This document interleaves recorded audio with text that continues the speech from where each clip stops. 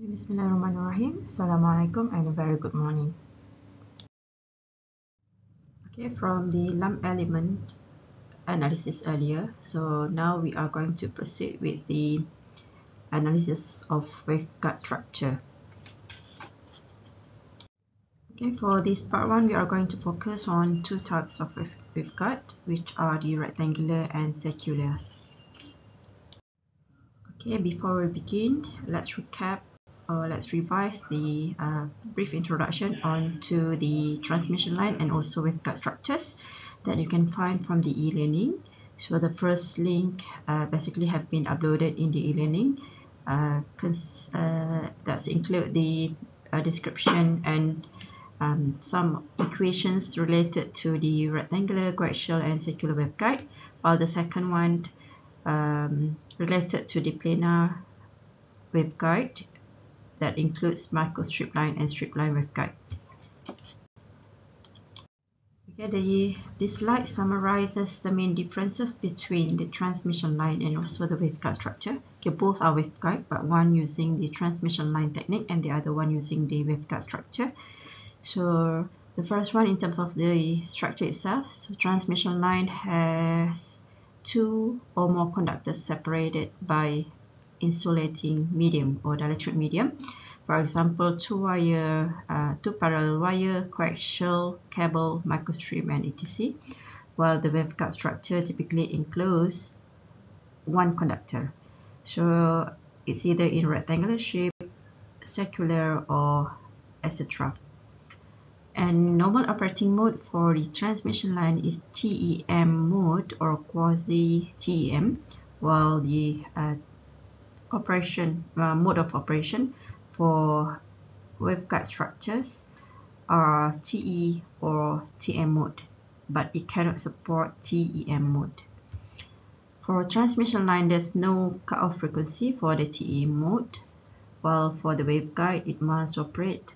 The waveguide must be operated at a frequency above the respective TE or TM cutoff frequency mode to make sure it is propagate by using the specified TE or TM mode.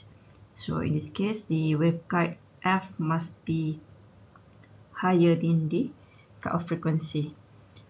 Okay, another one for the transmission line, there will be significant signal attenuation at higher frequencies due to conductor and dielectric losses, while for waveguide, lower signal attenuation at higher frequencies if compared to the transmission line.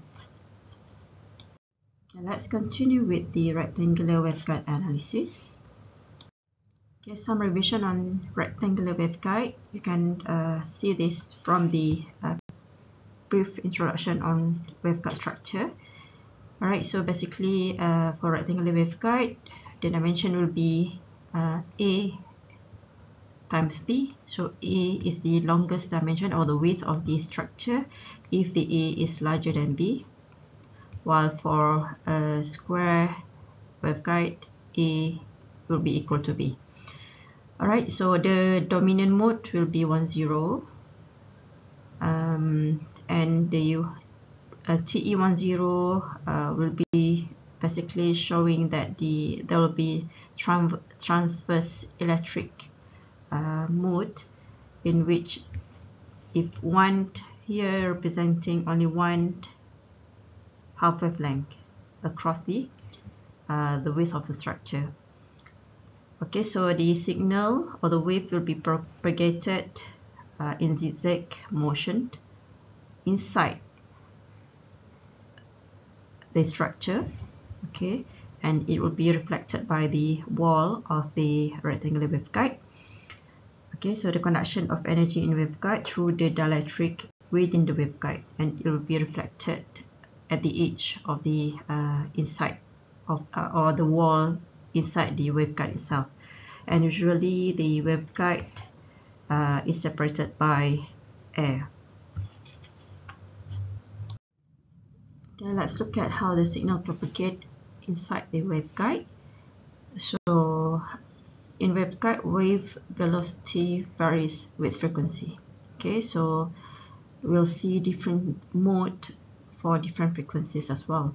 Right, there are two types of velocity: phase velocity and group velocity.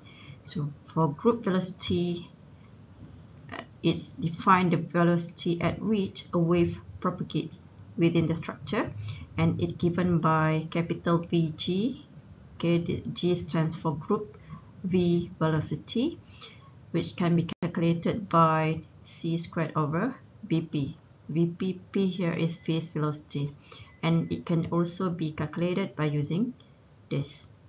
Alright, lambda naught is the free space wavelength, while lambda c is the cutoff frequency wavelength of the structure. Alright, so this is group velocity, phase velocity, and c is the speed of light.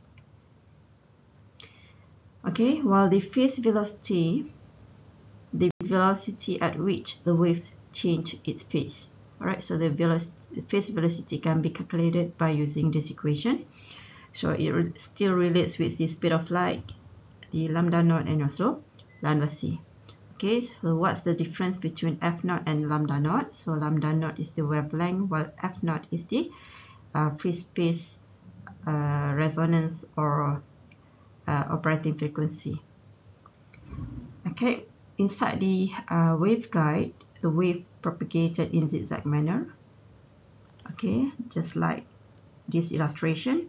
So how the signals being propagated in zigzag motion, where there will be reflection at the edge or inside the wall of the waveguide structure.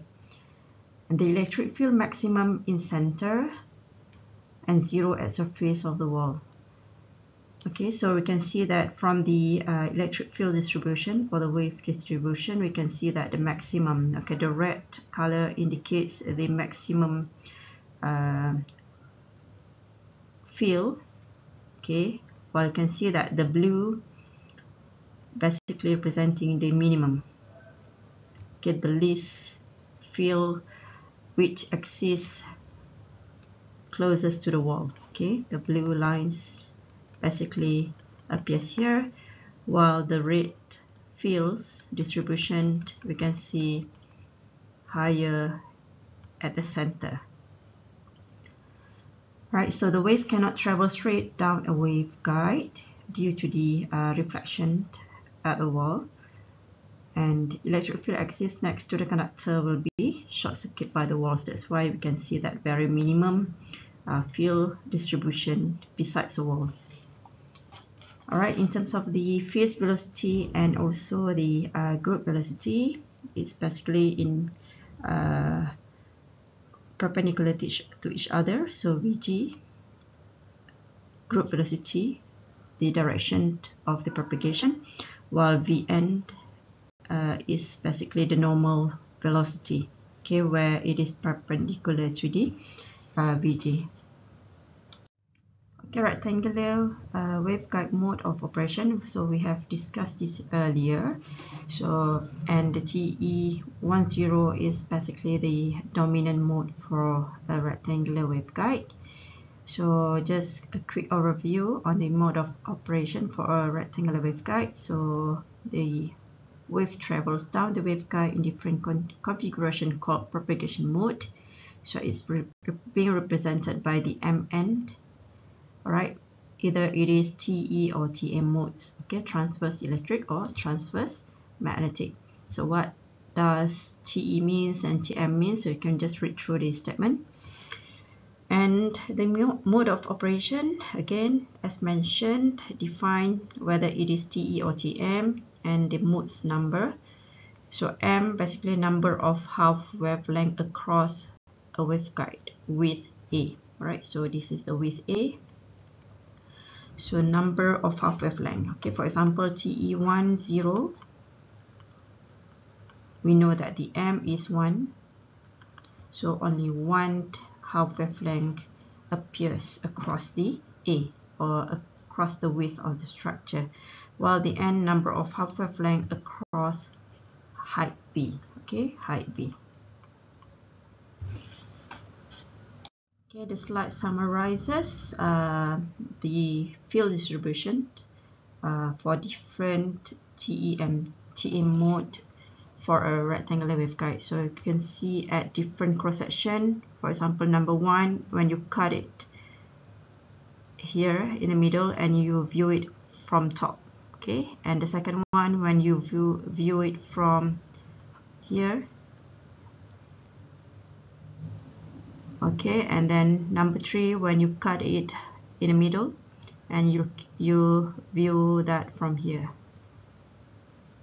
Okay, so different cross section, you will see different field distribution, okay, different shape of field distribution depending on the modes of propagation.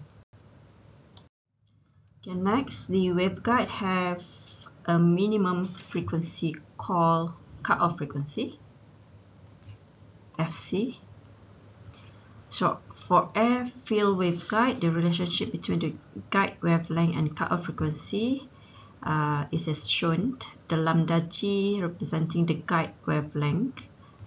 Okay, c is the speed of light for a field waveguide. If you have different medium in between the metallic wall, therefore the c will be different, okay, depending on the permittivity of the materials, and also the mu, the permeability.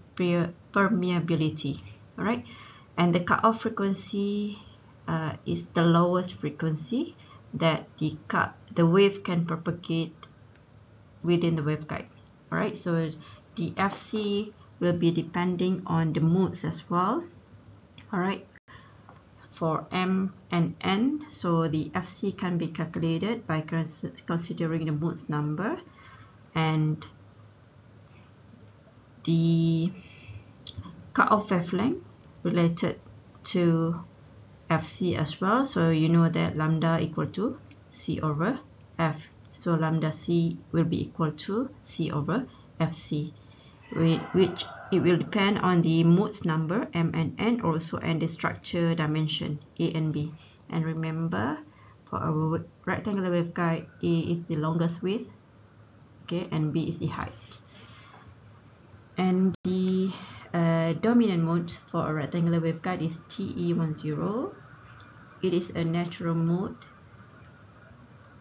Waveguide may act as high pass filter that pass on the frequencies above cutoff frequency, so F larger than FC, to ensure that the wave is propagated by using the specified TE or TM mode. And a rectangular waveguide normally operate within frequency between FC and 2FC, as long as it is higher than the FC and 2FC. Okay, higher modes is undesirable because they cannot couple well to load and cause higher reflections. Okay, the slide summarizes the important equations related to the rectangular waveguide. So you don't have to memorize all this because all the equations will be provided to you during the test or exam. Okay, just you need to familiarize yourself with all the parameters involved. For example, what is A and B, and what is M and what is C. Okay, what will be beta, and VP representing what, and etc. Okay, and another one is this one, the intrinsic impedance. It can be calculated by 120 times pi. Okay, let's look at an example. A rectangular waveguide, dimension of 5.1 cm by 2.4 cm. So that's a rectangular waveguide. So the longest dimension will be your A equal to 5.1 cm and also B equal to 2.4 cm. Okay, when you have a question, I will recommend you to draw or sketch the waveguide structure so that we can see, you can relate the parameters with the illustration. Okay, Okay, and then calculate the cutoff frequency of the dominant mode. Alright, dominant mode here, obviously for a waveguide structure, rectangular waveguide, the dominant mode will be TE10. So you know your M will be 1 and your N will be 0. So to calculate the cutoff frequency, so you can refer to the equations from the table or from the appendices. Right, so the FC will be equal to C over 2 M over A squared plus N over B squared and square root. So as usual, I would recommend you to write down the general equation before you include in any values in your calculation. So C is speed of light, 3 times 10 to the power of 8 divided by 2, and then square root of your M equal to 1 divided by your A is 5.1, and don't forget it is in cm, so please make sure you use the SI unit, the standard unit. So times 10 to the power of minus 2 and plus N equal to 0. Since it is 0, so you can just ignore this one. So your FC, you should get it 2.94 gigahertz. Okay, please make sure you complete the calculation and check properly. Okay, let's look at the second example. A 6 gigahertz wave is propagated in a 3 times 1.5 cm waveguide. Right, so calculate the followings. So again, you have a rectangular waveguide with a dimension of 3 times A equal to 3, the unit is cm, and times B equal to 1.5 cm as well. Calculate the cutoff frequency, cutoff wavelength is the lambda c. The guide wavelength is the lambda g. And the group and phase velocity, the V, G, and also VP, and the characteristic impedance Z, TE or TM. So in this case, for a rectangular waveguide, the dominant mode, we can assume it is in dominant mode, right? Since the first question also related to dominant mode, so Z, TE, MN equal to 10. Okay, let's calculate the first one, the cutoff wavelength. Okay, the lambda c. Right, please refer to the appendices or the table. Make sure you choose the correct equation and write down the general equation before you solve them. Right, so cutoff wavelength represented by lambda c equal to 2 divided by the square root of m over a squared plus N over B squared. For dominant mode, so you know that TE10 in which M equal to 1, N equal to 0. So in the given question, you have a structure with your A equal to 3 cm times, B equal to 1.5 cm.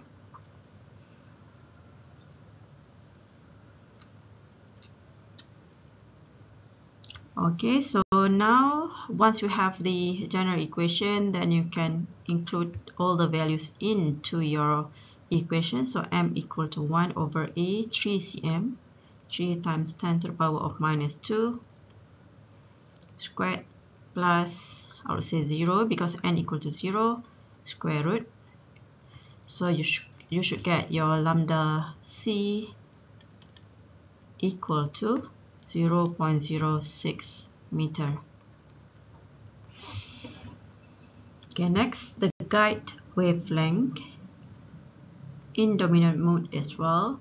So refer to the equation. So lambda g equal to c over f squared minus fc squared square root.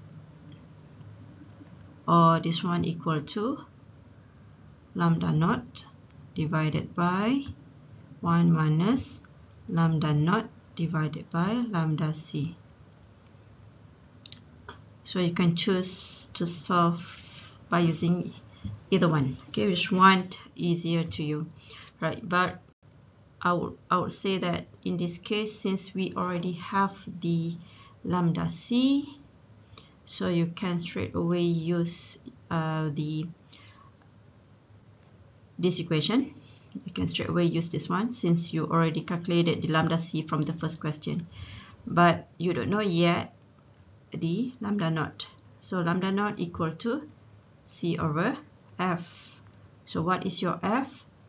F given from the question is 6 gigahertz. Okay, so c 3 times 10 to the power of 8 divided by 6 gigahertz. Alright, so once you have the lambda naught, then you can calculate your lambda g. So your lambda g should be equal to 0.09 meter.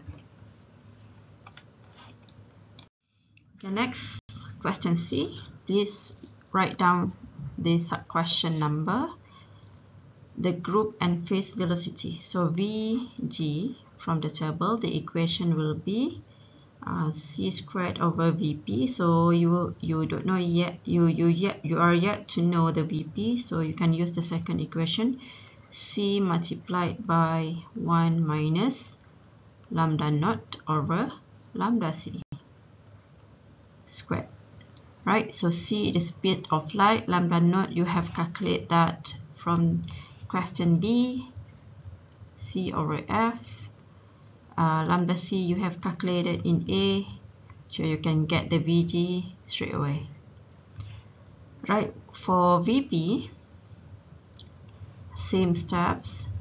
So Vp equal to c over the square root of 1 minus lambda naught over lambda c squared. So the difference between Vg and Vp, this one multiplied by c, and this one divided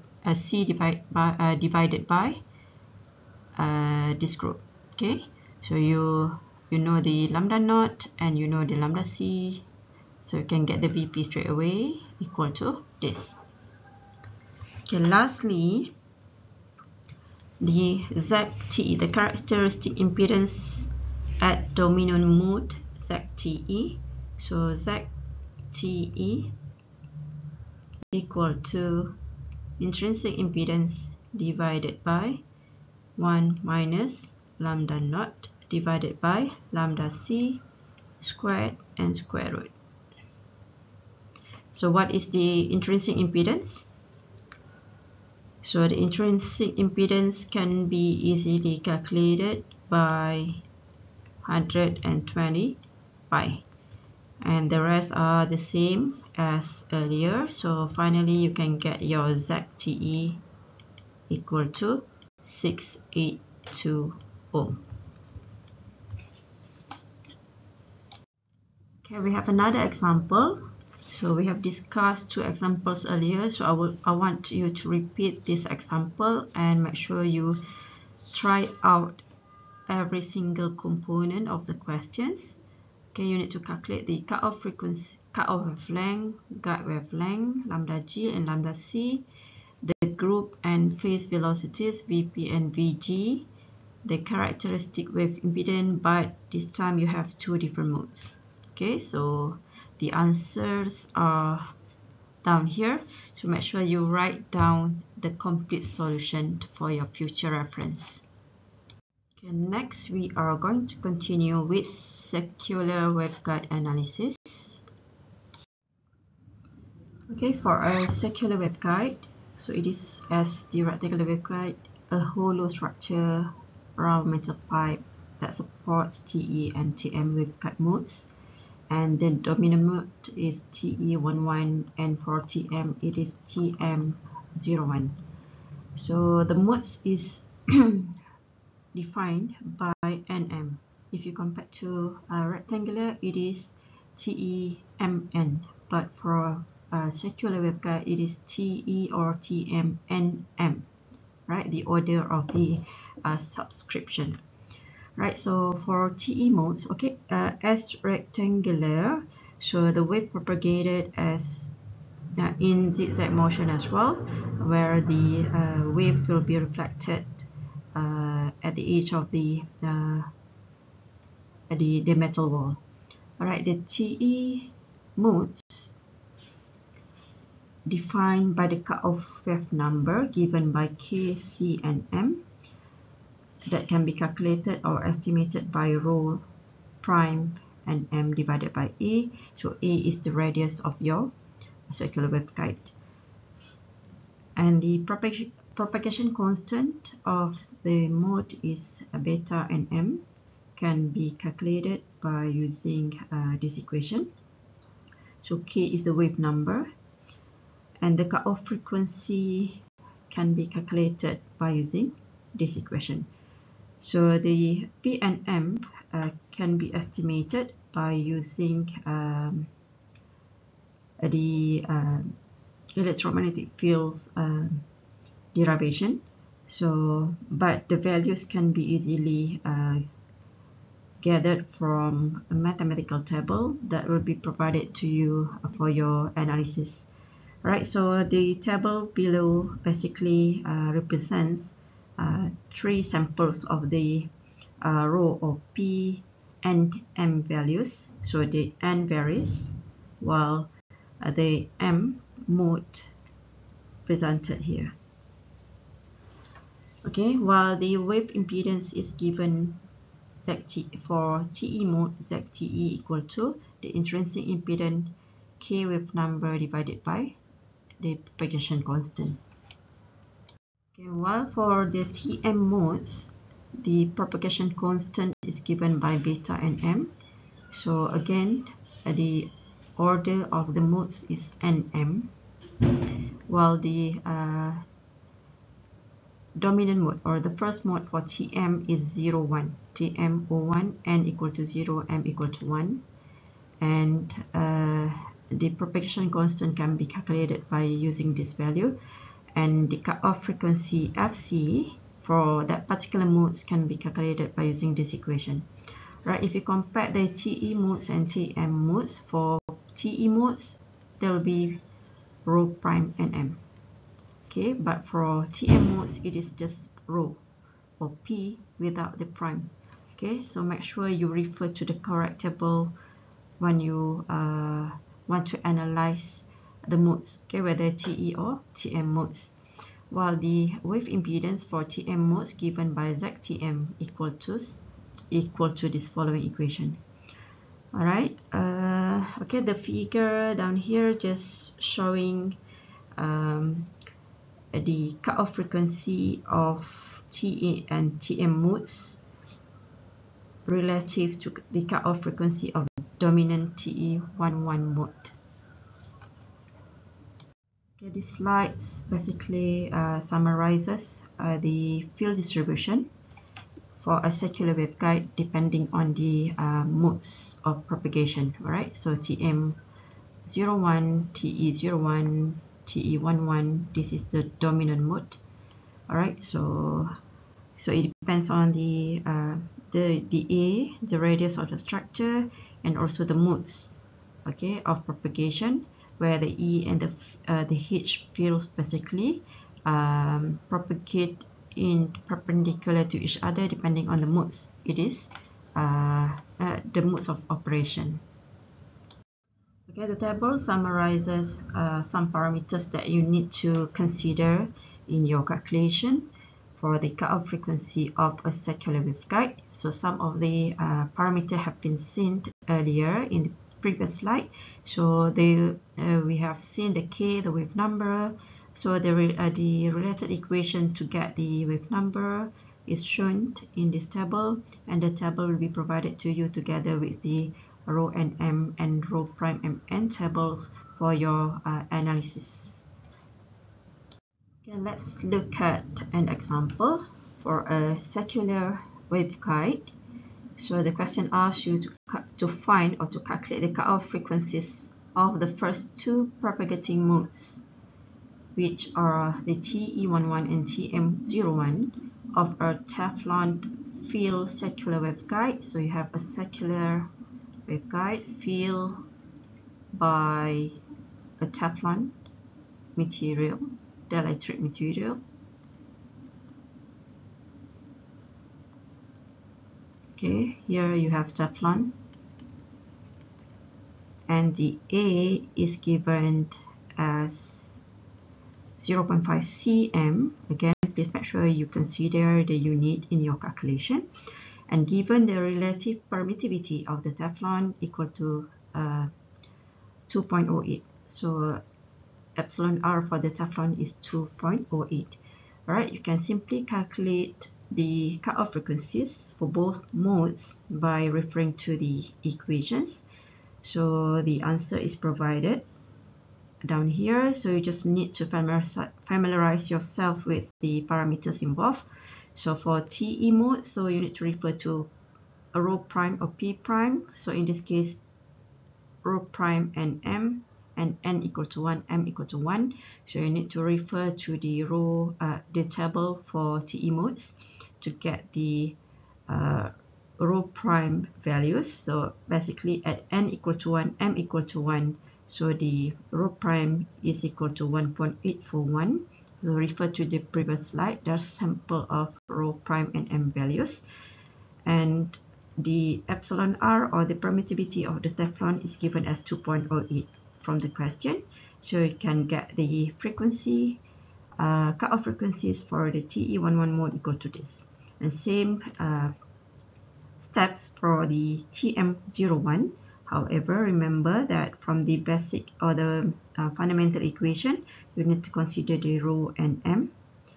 So in this case, N equal to 0 while M equal to 1. So refer to the table, get the rho N equal to 0, M equal to 1 value. So from the table, you should get this value. And the cutoff frequency for TM01 mode equal to 15.92 GHz. Okay, with that, I end the topic of waveguide, introduction into waveguide structure. So next, we are about to discuss on the basic parameters involved in microwave engineering and also the transmission line. Thank you.